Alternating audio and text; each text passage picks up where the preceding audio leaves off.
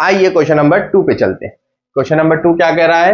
5 pencil and 7 pens together cost ₹50, whereas 7 pencil and 5 pens together cost 46.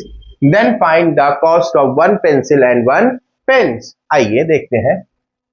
इसमें आपको क्या simple मानना है कि let the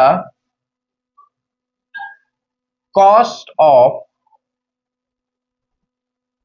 pencil be X, let the cost of pens be Y। ठीक, अब क्या बोला है? 5 पेंसिल 7 पेन, यानी according to question 5x plus 7y equals to 50।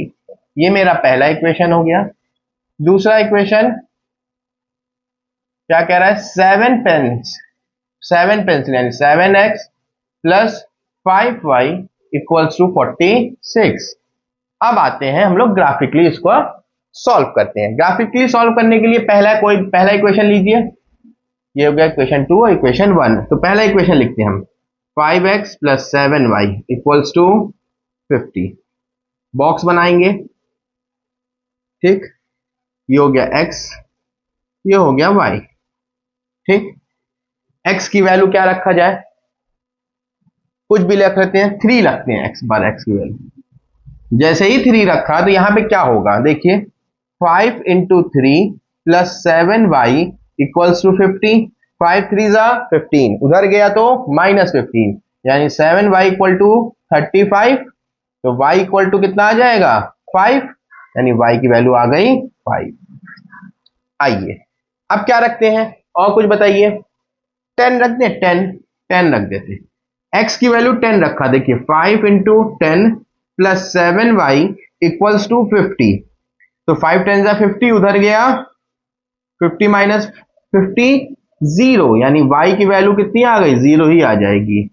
ये और इजी हो गया। तीसरी क्या रखें? तीसरी -4 रख लेते हैं। -4 रखने से देखिए होगा क्या? 5 into -4 plus 7y equals to 50। तो क्या आ जाएगा आपका? 5 4 जा 20, -20 plus 7y equals to 50। 7y equals to 70 हो जाएगा। -20 उधर गया प्लस 20, 70 हो गया। y की वैल्यू कितनी आ गई? 10। 7 डिवाइड कर देगा तो 10। हमने इस तरीके से इक्वेशन नंबर इसलिए लिया है ताकि मेरा इक्वेशन का जो आंसर है कोऑर्डिनेट का वो फ्रैक्शन में ना जाए। कोशिश यही करिए कि ऐसे ही नंबर लीजिए जिससे आपको सॉल्व करने पे y की वैल्यू फ्रैक्शन में ना जाए। इजी पड़ेगा ग्राफ बनाना, बन तो जाएगा फ्रैक्शन से भी लेकिन इजी पड़ेगा। ठीक है, आइए सेकंड इक्वेशन पे आते हैं। सेकंड इक्वेशन पे आते हैं। हमें फर्स्ट इक्वेशन के कोऑर्डिनेट्स मिल चुके हैं, सेकंड पे आते हैं। 7x plus 5y equals to 46। Box बनाइए। x y, x की वैल्यू क्या रखेंगे? 8 रख लेते हैं। 8, x की वैल्यू जैसे ही 8 रखें तो लिखिए, देखिए 7 into 8 plus 5y equal to 46। 7 8 जा 56 प्लस 5y इक्वल टू 46। 56 उधर जाएगा तो क्या हो जाएगा?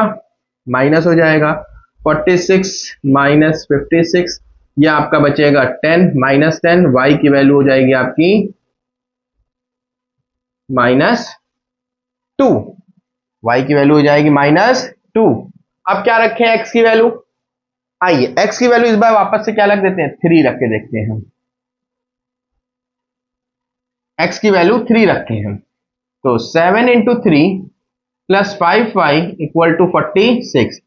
21 plus 5y equal to 46। 5y equal to 46 minus 21 करिए कितना आएगा? 1 माइनस हो गया 45, 45 में 10 35, 25।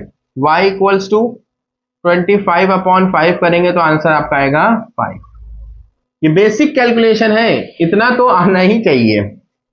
ठीक, आगे आते हैं। नेक्स्ट एक वैल्यू निगेटिव रख लेते हैं, -2।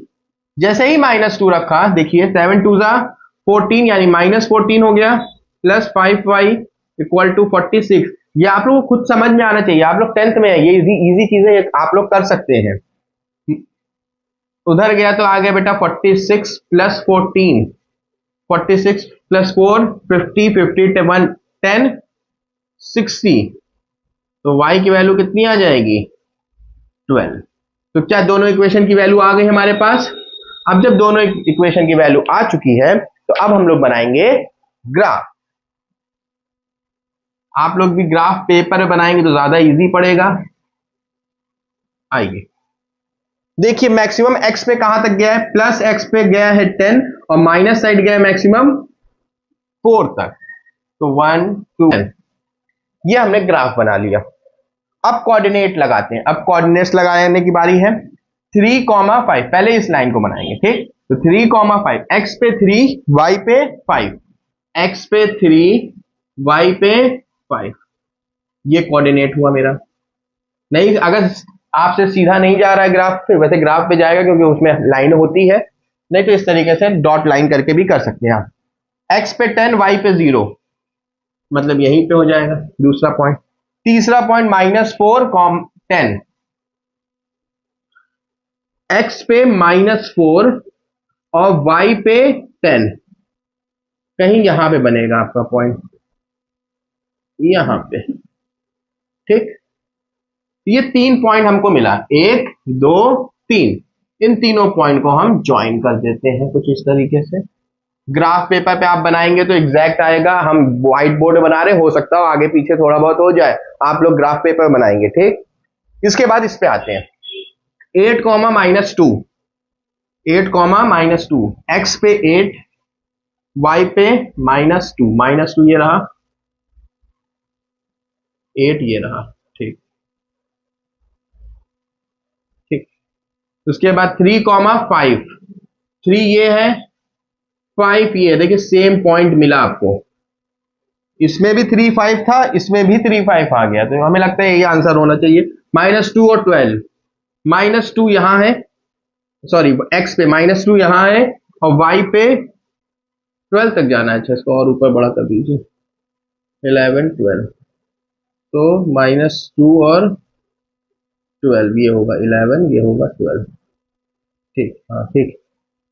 तो 3 पॉइंट जो हमको मिला वो ये मिला, ये देखिए ये ऐसे जाता हुआ दिखेगा, कुछ ऐसी बनेगी लाइन। तो हमको जो कोऑर्डिनेट मिला वो क्या मिला, हमारा x का कोऑर्डिनेट आया जो दोनों लाइन में इंटरसेक्ट कर रहा है, जहां पे आंसर वो क्या हुआ, x की वैल्यू हो गई हमारी, यहां पे लिखेंगे x की वैल्यू हो गई हमारी 3 और y हो गया 5। x माना था हमने पेंसिल, कॉस्ट ऑफ पेंसिल की कॉस्ट, और ये आपकी हो गई पेन की कॉस्ट।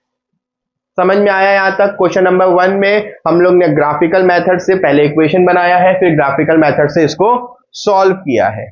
यही स्टेप है, इसी तरीके से ही करना है।